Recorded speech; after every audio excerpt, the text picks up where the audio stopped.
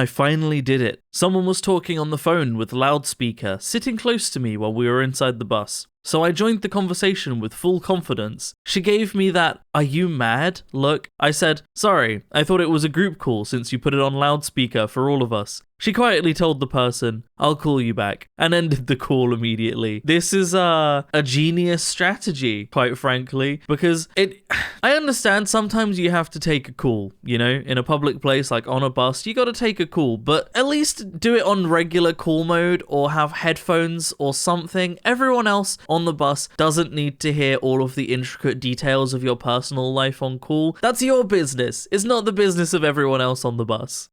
This video brought to you by my YouTube members and patrons. Thank you guys.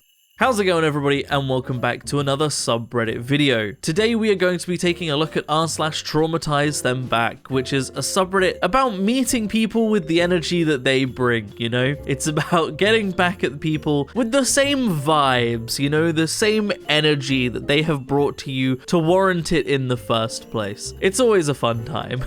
Very quickly before we begin, I just wanted to mention that YouTube members and patrons, you guys get an extra video every single week for as low as £1 a month. That equates to about 25p per video, so if that interests you, please do consider joining, as it really helps support the channel. Also, I will be live on Twitch in 2 hours as of this video going up, so if that is something that interests you, please do consider coming along, as it's always a good time and I love to see you guys there. Other than that, let's get straight into the subreddit, shall we? My employer requests after sick leaves that I describe my symptoms. So I do. So yeah, my 36 male employer has this whole form that everyone has to fill every time they return from sick leave. It's for accounting and mostly contains pretty dull stuff, such as the length of the leave and what category of sick leave it is, and on whose permit. But it also has this whole section that I have always found rather direct, which is basically making you describe your symptoms. I presume it is there because, as you know, bosses are always paranoid about people faking sick leave. So, after a while, I started to make sure that they hate their own nosy forms, and I started giving symptoms descriptions in unnecessary and graphic detail. Here are some of my favorites over the years. My diarrhea was so loose that it bordered on drinkable water. The clumps of phlegm that I coughed up could stick light objects to walls. This was a confirmed fact. While I did not proceed to test this, by all accounts my bowel movements behaved as a non-Newtonian fluid. The plus-filled discharge smelled so bad that it could knock out small mammals. At first, my boss would just come to me in the hallway and nod mysteriously, "I read your report." Now she seems used to it. It's not really for her anyway, she usually just skims through them. She said it's the people at accounting she feels sorry for. I have never met anyone from accounting. Then again, they still keep the same form after years and years, so maybe they enjoy reading these. Edit. No, this is in no way a legal thing to do here. This is in Finland. But the way the law works here, no one minds. I could probably just not put anything there and no one would mind. No one could realistically get in trouble for what they answer in there. I just want to make a point. I hope that they enjoy it because that is quite funny, but also, yeah, like if it's not a legal thing, but you're not legally required to fill it out, but it's something that they put on the form anyway, filling it in with just the grossest, most graphic details is just the best thing to do, because why? Why do you need to fill out a symptoms section of the why you're on sick leave? First and foremost, if someone is using sick leave and isn't actually sick, they can just lie. They can just put in fake symptoms anyway. Like, it doesn't matter. The point of the form is pointless because people, right, capable of telling lies. I am a betrayer of the white race. To give context, my father was born in Morocco, meaning I have an Arabic-sounding last name. Despite that, I look like your average white dude with possibly a hint of Mediterranean details if you look closely. This was in 2020-2021, when the first wave of COVID vaccines rolled around. Me being obese, I was in the priority list for the first dose. I was waiting in the lobby with my mask, my ID, and social security card. Some of the staff working at this moment were not white, but I couldn't tell where exactly their origin, nor did I care. But the other guy next to me, he did care. Drunk out of his mind, he starts blattering about, "We're not in our country anymore. All these sons of Arabs, African plebs, can't trust anyone these days." And then put his arm around my shoulder, shook me like I was an old pal and said, "We're just you and me against the world. We need to stay strong and together or else we'll get replaced too." With his drunk-induced shaking, I accidentally dropped my ID card. Drunkard says, "I got you, buddy," and picks it up and starts reading. my very Arabic name. He's flabbergasted, shocked like no other, wide eyes and everything you can imagine. A nurse calls my name, I take back my ID, and right when I entered the vaccination room, he screams, "You betrayed me!" Like I was Brutus and he was Caesar. Still a hilarious moment in this dark period where I felt like a spy. How could you betray this man, this poor man who just made assumptions based on nothing but your appearance? Oh no, the poor racist, whatever will he do?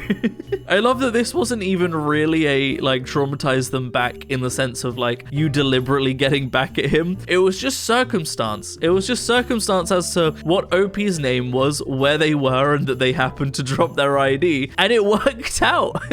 Neighbor won't shut up about how many rooms our house has. A few years back, my husband and I moved to a new house. It was in the right part of town. Good price, good school district, good yard, good bones. The only real issue with it, besides needing new paint, was that it was bigger than what we were looking for. But at that point in our search, we had already put offers on 6 or 7 houses, so we were past being picky. We were looking at starting a family pretty imminently, so it's not like having 5 bedrooms when we only wanted 3 was going to kill us. So we moved into our 2-big house, got pregnant a few months later, lost the baby a couple months after that. It was pretty devastating physically and emotionally, so we chose to wait a bit before trying again. That summer we went to a meet your neighbors kind of event hosted just down the road. We brought cookies, put some faces to names, and were just generally socializing when a couple came up to me and my husband and asked, "Oh, are you the ones that moved into address?" I responded that we were. They then said something along the lines of, "Well, that house is too big for you. Where are all your kids? We need more kids around here. We probably would have bought that house if it was on the market when we were looking. We could really use the extra space. We have 3 boys and they bounce off the walls." I chose to say something like, "Oh, we just haven't got to that point yet," and politely changed the subject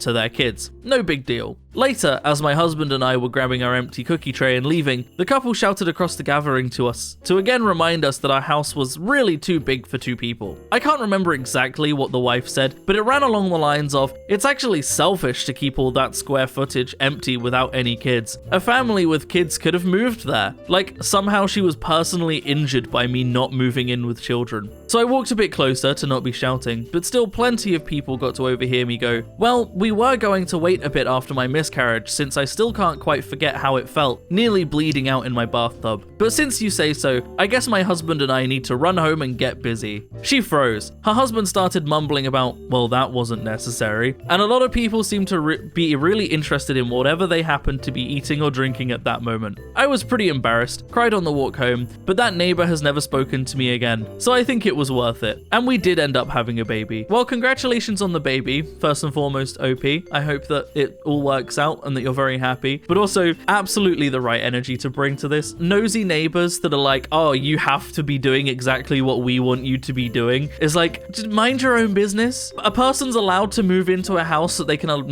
can afford to move into, regardless of the family they have. They're allowed to do that. That's something they can do. Sure, a house with, 5 bedrooms is pretty big. And if that person has kids, then great, they can fill those rooms. If they don't have kids, there's still things you can do with those rooms, You could make an office out of one of them pretty easily. You could have a pet room, you could have a room full of reptiles. Like, there's loads of things you can do with multiple rooms that if you're happy and you have the room and you have the money to do, you can fill them out. And you know what? It's no one else's business. No one else gets to tell you what to do with those rooms. It bothers me when people are like, no, I get to dictate exactly what you're allowed to do with your house and your space and what is right. It's like, if someone is moving into a massive house and they seem like they want to start a family but haven't done so yet, you should probably mind your business. In fact, regardless of whether they seem like they're going to start a family or not, you should mind your business, because you have no idea what these people's circumstances are. You don't know if they want to start a family or don't. You don't know if they're trying to. You don't know if they've had a miscarriage. There's so many things that could possibly insinuate why they haven't, done this yet, that isn't your business as a random stranger that just happens to live on the same street. Reconnected with a man who remembered our time together differently. When I was 14, I briefly dated a 19-year-old man who was the Sunday school teacher at the local LDS church. always a good start. I didn't want to date him, but he stalked me for months, leaving roses and notes in my locker at junior high. After feeling pushed into it, I dated him for a short time and then managed to tell him I just wanted to be friends. When I got older, I was able to look back at much of what happened then with clear eyes and could see how horrible it all was. I went home for a family wedding and ran into this gentleman again. We decided to catch up. As we were talking, he asked why I slept with him and then friend-zoned him, while continuing to date other people. He talked about how it had been so hurtful to him. I asked him if he wanted the true answer to that question, and he said he did. I told him that I was a 14-year-old child with zero consensual sexual experience, that I had said no when he first started pushing, that he had spent 45 minutes getting more and more aggressive until I finally gave in. I told him that I gave in because I didn't want to end back in the hospital like I did when I was a few months earlier, that he knew about. Up until I had never even kissed a boy. I told him he raped me. He cried, tried to say that wasn't how it was. I just told him not to ask questions he doesn't want the truth to. But honestly, I'm glad he felt a tiny bit of the pain that I had experienced. It's a classic example of them making it about themselves as well, when he's like, oh, it was so hurtful for you to sleep with me and leave me. And then you're like, no, dude, you raped me. And for him to cry and to make that about himself is just, it's just the classic like mentality of people like that who do things like that, you know? Like, I hope you're doing better, OP. I really do. I hope that this was able to act as a bit of closure, I guess, a little bit of like the, I don't know, like coming to terms with the trauma a bit by making him very aware of exactly what he did and him clearly feeling guilty over that fact. Not that feeling guilty about it makes it okay, but knowing that he does regardless might serve as a bit of closure. I don't know. I'm just saying words. I don't write a script from these videos. You can tell. You can definitely tell. But yeah, it's always you know what you're getting into when the first sentence you read is I was 14, dated a 19-year-old who was a Sunday school teacher at the LDS church. Like, yeah. For those of you that don't know, by the way, for a little extra context, I actually grew up in the LDS church, so I know how it be sometimes. I know how it be, you know? I was a teenager who grew up, had to go to seminary every morning, and throughout my entire childhood being raised was told, you know, that I'm going to be a missionary, I'm going to go to probably Brigham Young University, and then I'm going to get married to a Mormon and have 1 million children, you know? And that for most people talking to me, that was not something that was like up for debate. That's just what my life was going to be, you know? Luckily, my own mother wasn't like that at all. While my mum is a member of the LDS church, my dad isn't, but my mum is a very sane and absolutely lovely person. You know, she's not racist or homophobic or any of that Dumbo baby shit, you know? She's like completely accepting of the fact that I am non-binary and in a gay relationship with a man who is currently sat off to the side and you can't see him because he's editing. He just did a pose. You can't see, but he did a pose. You know, my younger sibling is also non-binary and asexual. My older sibling is straight and normal. But my mum is very, very accepting of that, regardless of the religion and what she's a part of, you know, which is lovely. But I totally understand and get the pressures and how toxic of a church it can be sometimes, especially in America. Like, don't get me wrong, I'm in England. It's a little bit different here. In America, it can be pretty intense, right? So I get it, is what I'm trying to say. I get it. So the pressure of a 14-year-old having a 19-year-old who has a bit of responsibility in that church, I can get what that would do to you. But that is what English, what would it be? That is where I'm going to end the video, everybody. So thank you so much for watching. I hope you have enjoyed some of these people getting their revenge.